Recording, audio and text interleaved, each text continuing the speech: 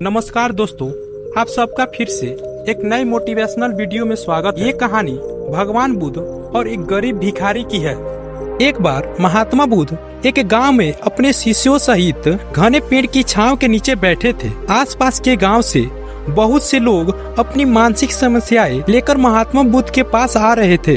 महात्मा बुद्ध उन सबकी मानसिक परेशानियों का समाधान देते। वहीं थोड़ी ही दूर बैठा एक भिखारी यह सब देखकर सोचने लगा कि अभी कुछ देर पहले तो ये लोग दुखी मन से मुंह लटकाए उस महात्मा के पास गए थे और अब इतना खुश होकर कैसे वापस लौट रहे हैं। आखिर माजरा क्या है? यह देखकर भिखारी के मन में भी तीव्र इच्छा हुई कि क्यों न मैं भी इस महात्मा को अपना दुख बताऊं, मुझे भी अपने दुख का समाधान अवश्य मिलेगा।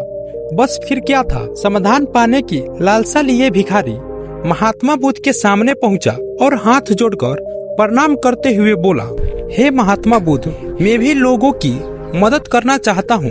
मुझे लोगों की मदद करने की बहुत इच्छा है, लेकिन मैं कैसे मदद कर सकता हूँ? मैं बहुत गरीब हूँ। मेरे पास न तो पैसा है और न ही कोई ऐसी चीज जिससे मैं किसी की मदद कर सकूं। मैं कोशिश करने पर भी किसी की मदद नहीं कर सकता। मुझे भगवान ने इतना गरीब क्यों बनाया? महात्मा मुझ पर कुछ कृपा करो।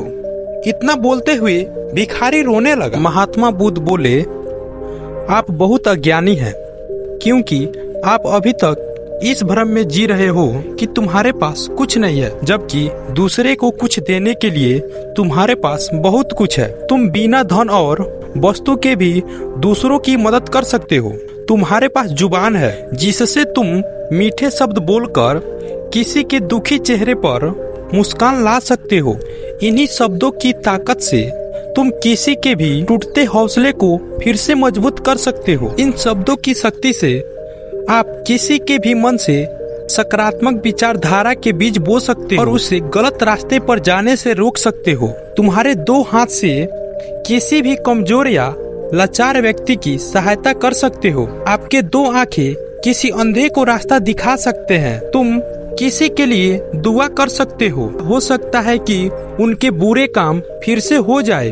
आप किसी के अच्छे स्वास्थ्य की कामना कर सकते हो, लेकिन अज्ञानतावश तुम अब तक इस बात को समझ नहीं पाए और इस भ्रम में तक जीते रहे कि तुम्हारे पास मदद करने के लिए कुछ नहीं है। किसी की मदद करने के लिए धन और वस्तु का होना अनिवार्य नहीं है। बिना धन और वस्तु के भी हम कई प्रकार से लोगों की मदद कर सकते हैं। महात्मा बुद्ध के ज्ञान से भरे ये सुंदर शब्द सुनकर भिखारी के चेहरे पर मुस्कान आ गई और वह खुशी से झूमता हुआ वहां से चला गया। दोस्तों, यह कहानी भी आप लोगों को पसंद आई होगी तो वीडियो को लाइक करके चैनल को सब्सक्राइब कर लेना। मैं आशा करता हूं कि यह कहानी आप लोगों को पसंद आई होगी। नमस्कार दोस्तों।